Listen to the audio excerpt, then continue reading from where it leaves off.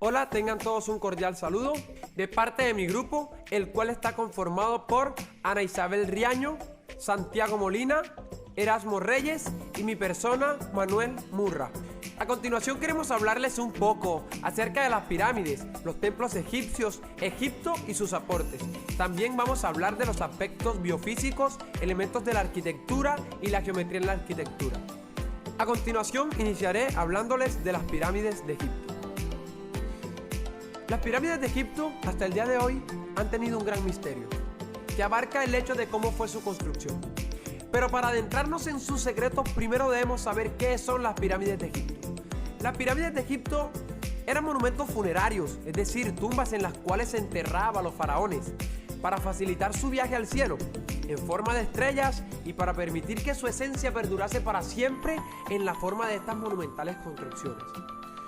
Dejando de lado las teorías que sostienen que las pirámides fueron construidas por extraterrestres, la creencia popular, alimentada por un ingeniero cinematográfico, se basa en que las pirámides fueron construidas por esclavos. Sin embargo, la realidad es que fueron obreros libres quienes construyeron estos fabulosos monumentos egipcios. Dichos obreros, que trabajaban en agotadores turnos, fueron bien tratados y alimentados por sus contratadores, ya que se trataba de personal calificado que además se encargaba de levantar las construcciones con mayor valor espiritual para los egipcios de la época. Cabe también destacar que pocos monumentos han despertado tanta admiración a lo largo de la historia como las pirámides de Egipto. Desde hace 4.500 años, las pirámides han sido un mudo testigo de la historia de la humanidad. Sin duda, las más conocidas pirámides son las de Gizeh, en las afueras de lo que hoy se conoce como el Cairo.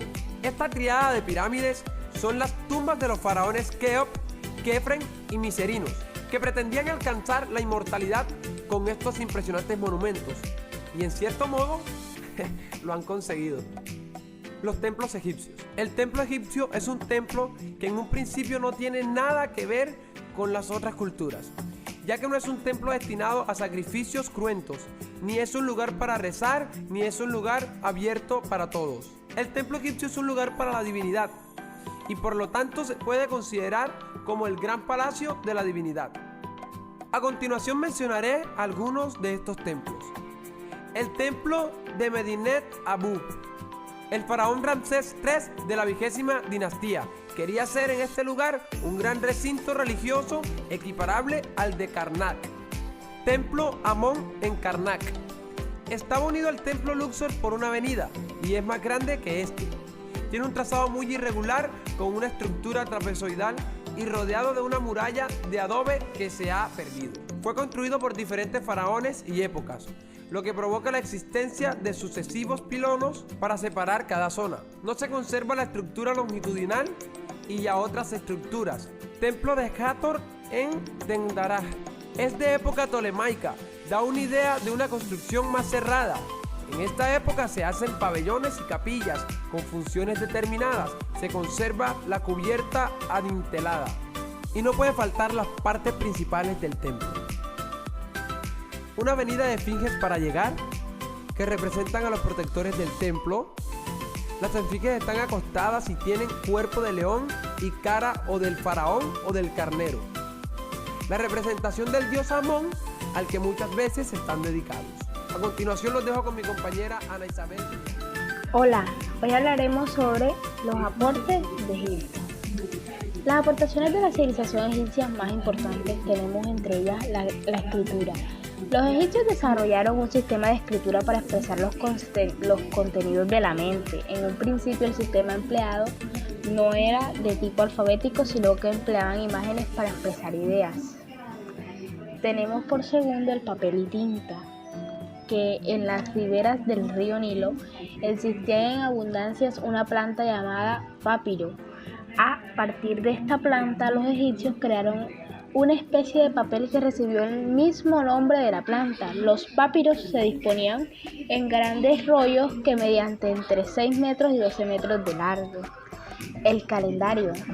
Los antiguos egipcios eran astrónomos excepcionales, eran capaces de predecir los eclipses lunares y solares, las inundaciones del río Nilo, el momento óptimo para la siembra y la cosecha, entre otros. 4. Tenemos la matemática y la geometría. Los antiguos egipcios eran talentosos en las áreas de la matemática y la geometría. Tenían conocimientos en materia de adición, sustracción, multiplicación y división.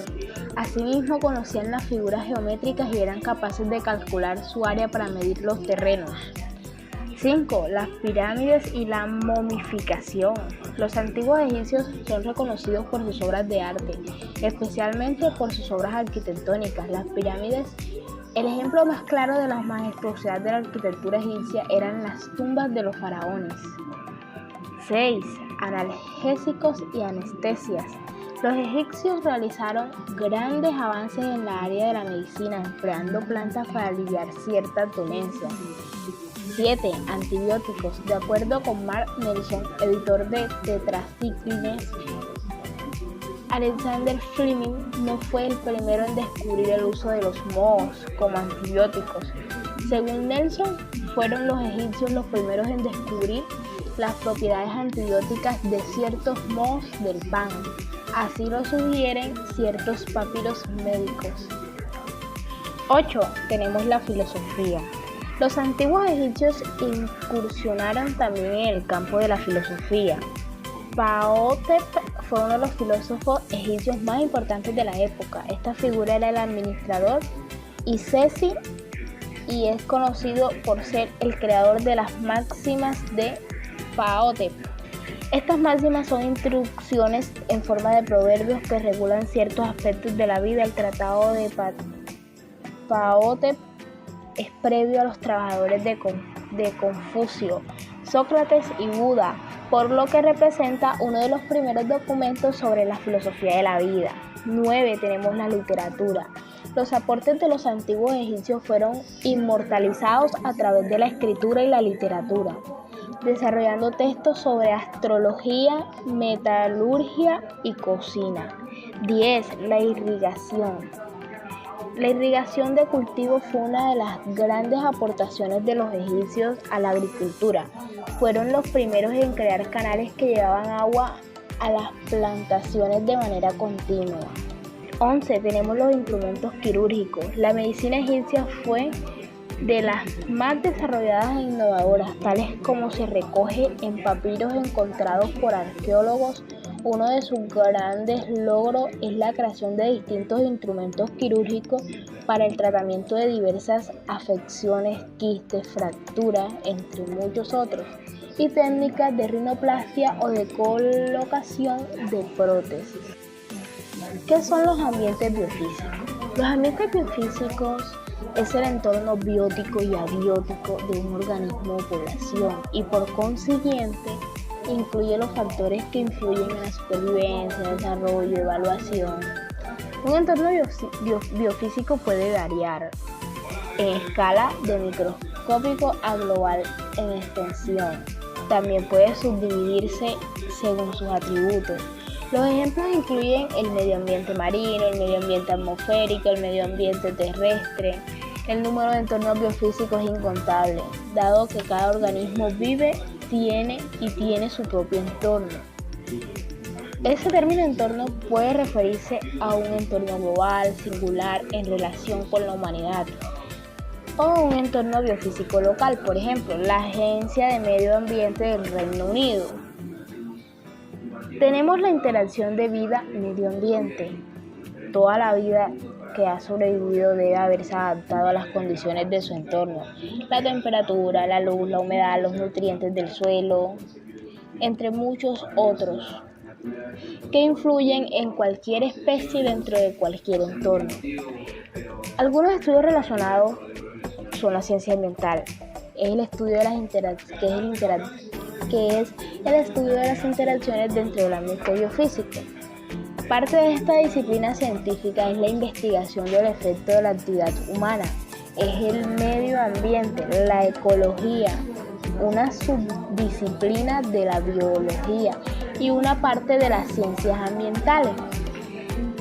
El ambientalismo es un amplio movimiento social y filosófico que en gran parte busca minimizar y compensar el efecto negativo de la actividad humana en el entorno biofísico. Buenas tardes, compañeros. Hoy les venimos a a hablar sobre lo que vendría siendo los elementos de la geometría. Como todos sabemos, la geometría vendría siendo esa rama de la matemática que trata las propiedades y las medidas de un espacio o un plano. Fundamentalmente, esta siempre se preocupa por problemas métricos, cálculos de áreas y de diámetros, de figuras o volúmenes. También se preocupa por la forma de un cuerpo independientemente de las propiedades del mismo, ya sea cuerpos sólidos, etcétera. Entonces, ¿en qué consistía esta? La geometría se encargaba de estudiar las medidas, formas y proporciones, especialmente de las figuras que se definen por una cantidad limitada de puntos, rectas y planos. Estas formadas por cuerpos geométricos, dando así tres términos que hasta la fecha pues están indefinidos, pero son los más utilizados hasta la actualidad, que vendrían siendo el punto, que viene siendo el primer elemento de la geometría. Se representa gráficamente por un pequeño círculo y una letra en mayúscula que lo identifica, así como lo pueden ver en la imagen. También podemos ver lo que es la recta. Es el segundo término que se utiliza en la geometría. Esta se caracteriza por lo que viene siendo la geometría euclidiana, que es la recta que se entiende en un conjunto infinito de puntos, que se extiende indefinidamente en sentido opuesto para referirse a una recta. Se seleccionan dos puntos sobre ella y la recta queda determinada por dichos puntos, así como lo pueden ver en esta imagen. Lo que vendría siendo el plano es el tercer término no definido de la geometría euclidiana, y se entiende que un plano es una superficie totalmente plana que se extiende indefinidamente. Por ejemplo, una mesa de vidrio cubierta en un escritorio da la idea de un plano, y un plano se representa geométricamente por una figura de 4 lados y una letra mayúscula, así como lo pueden ver en la imagen. Bueno, a continuación mi compañero con la siguiente información.